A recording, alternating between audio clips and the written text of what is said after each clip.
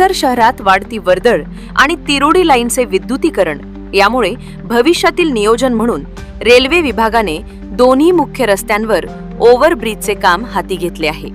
मात्र तेच बांधकाम सध्या शहरवासियांच्या मस्तकी आल्याचे अनुभव येत आहेत.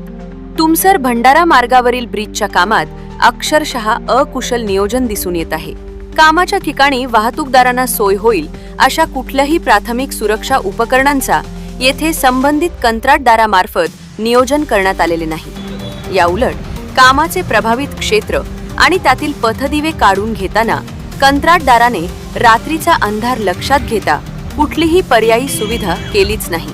सहसा अशा मोठ्या बांधकामाच्या ठिकाणी रात्रीची वाहतूक आणि स्थानिक वर्दळ लक्षात घेता लाईन मार्किंग, रिफ्लेक्टर, डायव्हर्जन आणि काम सुरू असल्याची सूचना करणारे फलाट लावून जनतेला सुरक्षेबाबत आवाहन करण्याचे नियम आहेत. मात्र कुठेच तसे नियोजन दिसून येत नाही.